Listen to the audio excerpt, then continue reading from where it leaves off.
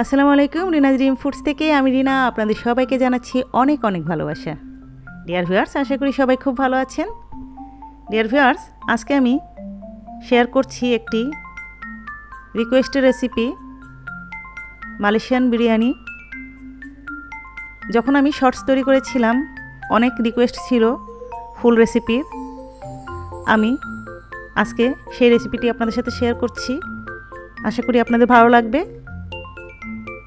এই বিরিয়ানিটি যেমনই দেখতে চমৎকার, খেতেও তেমনই সুস্বাদু, তবে তৈরি করা কিন্তু খুবই সহজ। দেখুন কি অসাধারণ দেখতে হয়েছে, খেতেও অসাধারণ। চলুন আমরা রেসিপিটি দেখে নিই। বিরিয়ানির জন্য আমি নিয়ে নিয়েছি 3/4 কাপ তেল, 1/4 কাপ ঘি, 2 টেবিল চামচ রসুন বাটা, 2 টেবিল চামচ আদা বাটা, 1/2 কাপ তেঁতুলের কাঠ, 1 কাপ কুচি করা পেঁয়াজ, 1/2 কাপ বিরিয়ানি মশলা, 10-12টি কাঁচামরিচ, একটি শসার টুকরা, 3 কাপ নিয়েছি বাসমতি চাল। যেহেতু বাসমতি চাল ধুয়ে 10-12 মিনিট ভিজিয়ে রাখতে হবে। আর এখানে চিকেন নিয়েছি 1.5 কেজি রেগুলার কাট, আর 2টো লেগ পিস নিয়েছি আস্ত, জাস্ট গার্নিশিংয়ের জন্য। একটি বড় প্যানে তেল আর ঘি গরম করে নিচ্ছি। গরম হয়ে গেছে, এখন দিয়ে দিচ্ছি পেঁয়াজ কুচি। পেঁয়াজ কুচিটাকে আমি গোল্ডেন ব্রাউন করে ভেজে নিব। ভাজা হয়ে গেল, এখন এতে দিয়ে দিচ্ছি চিকেনটা দিয়ে কিছুক্ষণ নেড়ে নিব। এখন দিয়ে দিচ্ছি আদা বাটা আর রসুন বাটা।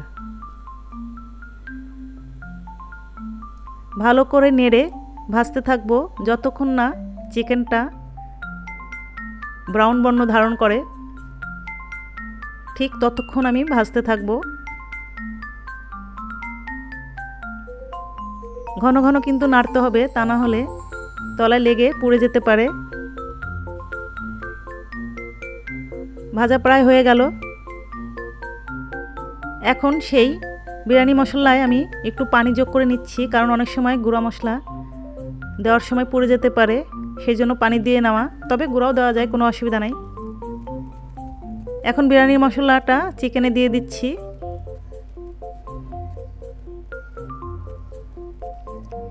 তেঁতুলের কাঠটা দিয়ে দিচ্ছি। এখন দিচ্ছি কাঁচামরিচ আর শসার টুকরো। খুব ভালোভাবে নেড়ে নিচ্ছি।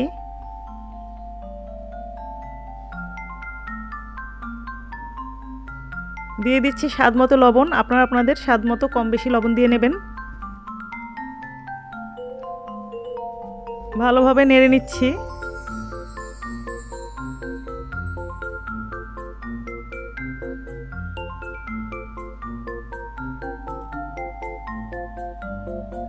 এখন দিয়ে দিচ্ছি 2 কাপ গরম পানি। পানিটা দেওয়ার পর যখন পানিটা ফুটে উঠবে, তখন আমি ঢেকে রান্না করব ঠিক ততক্ষণ পর্যন্ত যতক্ষণ না গ্রেভিটা ঘন হয়ে আসে। ডিয়ার ভিউয়ার্স, আমি আজকে তৈরি করা বিরিয়ানি মশলা ব্যবহার করেছি, আপনারা রেডিমেড মশলাও ব্যবহার করতে পারেন। গ্রেভিটা ঘন হয়ে গেছে। এখন একটি বড় পাত্রে 3 লিটার গরম পানি নিয়ে তাতে 3 চা চামচ লবণ মিশিয়ে নিলাম। এখন 15 মিনিট ভিজিয়ে রাখার পর পানি ছেঁকে চালটা দিয়ে দিলাম। আমি ভাতটা 80% পর্যন্ত রান্না করব, এর বেশি করা যাবে না। 80% মতো সেদ্ধ হয়ে গেছে। এখন আমি ভাতটাকে পানি ঝরিয়ে নিব। এখন একটি বড় পাত্রে টোটাল ভাতের অর্ধেকটা সেট করে নিচ্ছি। সমানভাবে সেট করে নিব। সেট করা হয়ে গেল।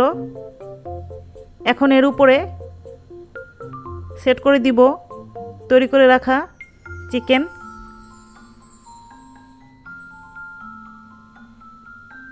চিকেনটাও সেট করা হয়ে গেল। এখন এর উপরে আবার ভাত সেট করে দিব। যেই ভাতটা ছিল অর্ধেক ভাত, সেইটা সমান করে চারিদিকে সেট করে নিচ্ছি। সেট করা হয়ে গেলে ঢেকে অল্প আছে 10 থেকে 15 মিনিট দমে রাখবো।